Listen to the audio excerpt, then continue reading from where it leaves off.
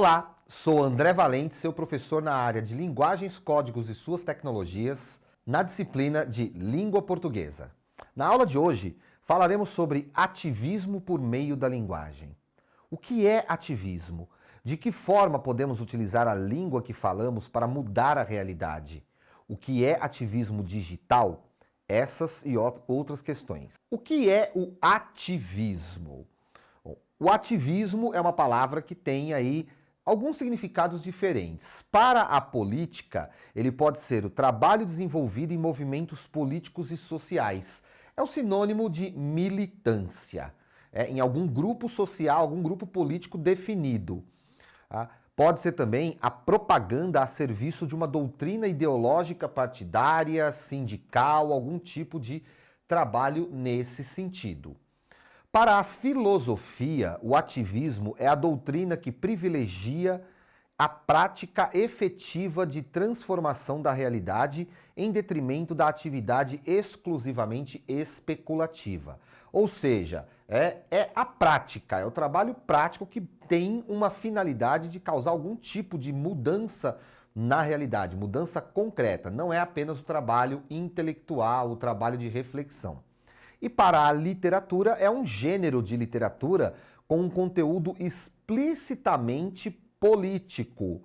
É a chamada literatura engajada. E aí, o que é o ativismo digital? Bom, o ativismo digital é tudo isso que nós falamos anteriormente, só que agora utilizando os mecanismos, os meios de comunicação digitais, as tecnologias de informação e comunicação da atualidade. Então é o uso dessas tecnologias para a propagação de pautas sociais e políticas. É a ação política e social por meio dessas tecnologias. O ativismo digital tem muitas potencialidades, ou seja, com ele nós podemos fazer muitas coisas. Olha só algumas.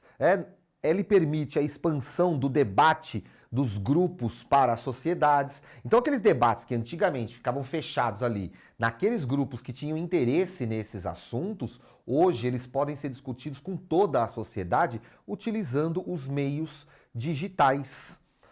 É a transmissão de informações rapidamente e ao máximo de pessoas possível. É a expansão dos debates e das demandas contemporâneas. Então, como nós já dissemos, se antes era fechado naqueles pequenos grupos que tinham que ir até as pessoas, procurar as pessoas na rua, ver se elas tinham interesses, publicar isso em um jornal, alguma coisa, hoje a própria pessoa, com o seu celular, em qualquer momento, em qualquer lugar, ela pode transmitir ali um vídeo, fazer um vídeo, transmitir um áudio, passar uma mensagem, tirar uma foto, publicar isso numa rede social e tornar isso de conhecimento público.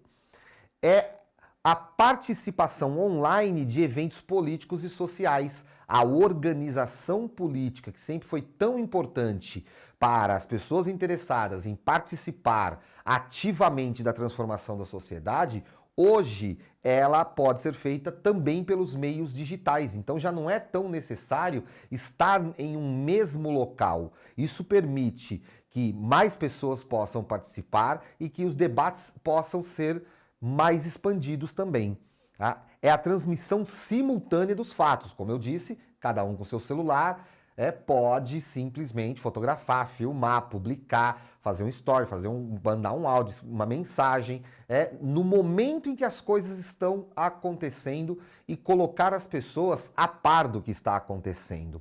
É a ampliação das redes de contatos. O famoso network, ou seja, você pode conhecer mais pessoas que também se interessam pela sua causa, inclusive pessoas de outros países. Alguns temas são mais comuns no ativismo digital contemporâneo, porque são temas que estão na chamada ordem do dia, ou seja, temas que precisam ser discutidos agora.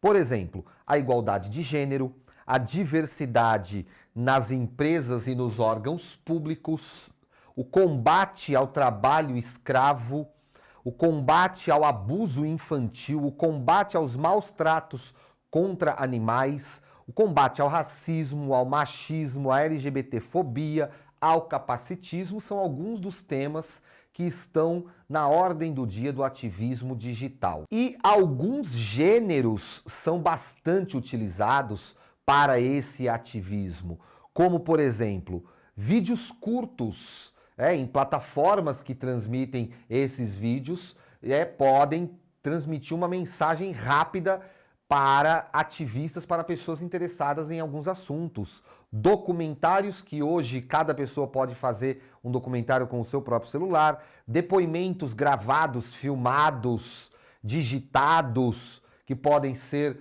tornados públicos. Os memes também são uma forma de ativismo digital, memes com conteúdo político, crítico, social.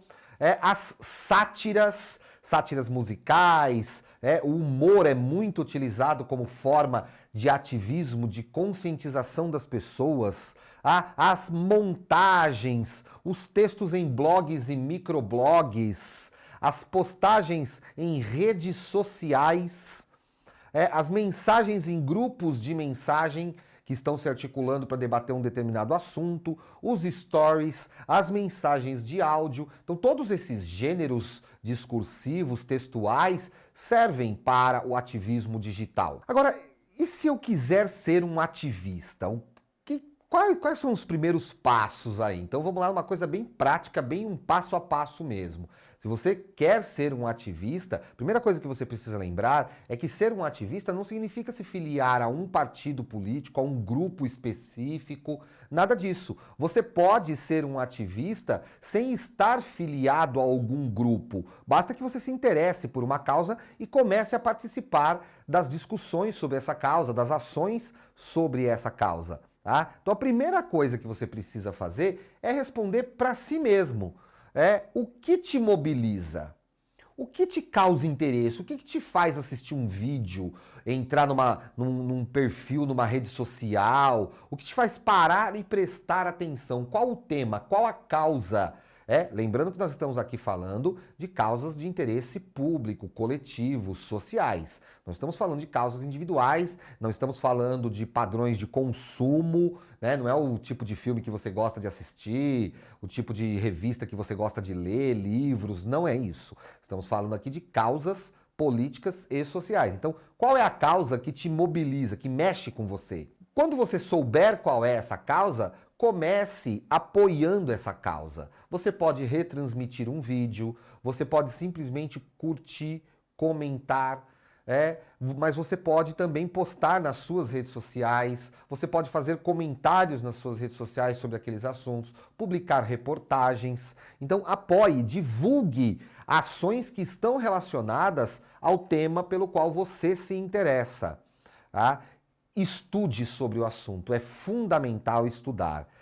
Todos os assuntos que são debatidos por ativistas têm muita coisa para ser entendida, muitos conceitos, muitas ideias, políticas públicas, conceitos científicos. É importante estudar, é importante que você conheça cada vez de forma mais profunda, para que você possa debater com propriedade e para que você também não passe vergonha, não fale bobagens, não dissemine preconceitos, estereótipos, ideias erradas, notícias falsas. Então estude sobre o tema que te causa interesse.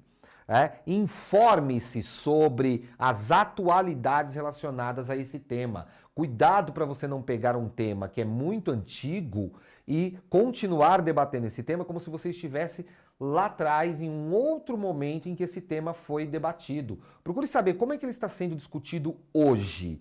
De que maneira eu posso entender esse assunto hoje? Mobilize recursos para uma causa. Quando nós falamos de recursos, não estamos falando necessariamente de dinheiro. Estamos falando, por exemplo, de criar um perfil numa rede, de repente sim, fazer uma doação por meio das plataformas que hoje fazem as chamadas vaquinhas virtuais. Enfim, mobilizar recursos para a causa na qual você tem interesse. Tá? E acompanhe outros ativistas. Claro, é fundamental você saber o que outras pessoas que também se interessam pelo tema pelo qual você se interessa estão dizendo, estão pensando, estão fazendo, até para que você possa também tirar ideias novas, possa também participar dessas ações.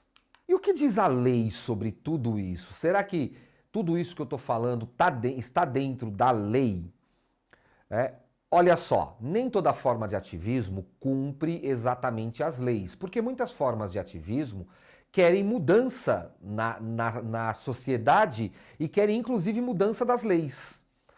Mas se você quer praticar um ativismo e estar dentro das leis, você precisa conhecer as leis. Então vamos colocar aqui 3 citações de leis que falam sobre o nosso direito, sobre o ativismo. A primeira delas é o artigo 19, né, da Declaração Universal dos Direitos Humanos. Ela diz o seguinte: todo indivíduo tem direito à liberdade de opinião e de expressão. Este direito inclui o de não ser incomodado por causa de suas opiniões, o de investigar e receber informações e opiniões, e o de difundi-las sem limitação de fronteiras por qualquer meio de expressão. Só quero fazer uma ressalva aqui, lembrando que a liberdade de expressão ela não é absoluta. A liberdade de expressão não inclui a prática de crimes por discursos de ódio, disseminação de preconceitos, difamação, calúnia. Para tudo isso existem outras leis que limitam essas ações e que criminalizam essas ações. Então é importante que você saiba, né, que o artigo 19 da Declaração Universal dos Direitos Humanos diz que todos temos direito à liberdade de expressão das nossas ideias, de participação nessas discussões. Mas nós estamos falando aqui de respeito às leis, inclusive respeito aos direitos humanos. O artigo 5º da nossa Constituição, da Constituição Federal do Brasil, diz: todos podem reunir-se pacificamente, sem armas, em locais abertos ao público, independentemente de autorização, desde que não frustrem outra reunião anteriormente convocada para o mesmo local, sendo apenas exigido prévio aviso à autoridade competente.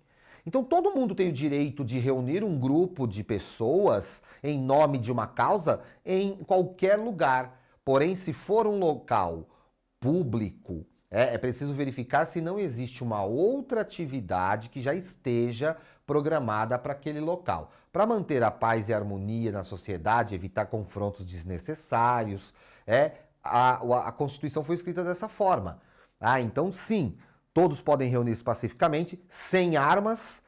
Por que uma pessoa levaria armas para uma manifestação pacífica, não é?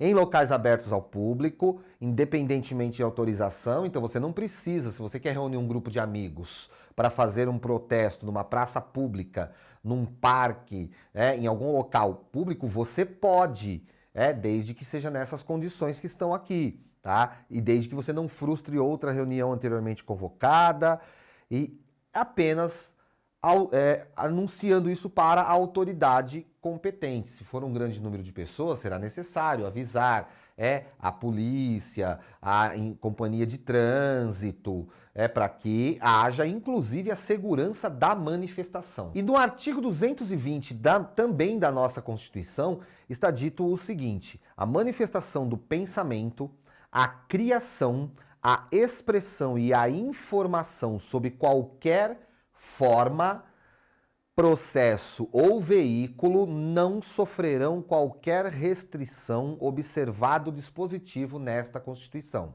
Então, desde que você esteja dentro da lei, nenhum outro motivo pode impedi-lo de manifestar o seu pensamento e de fazer a sua arte.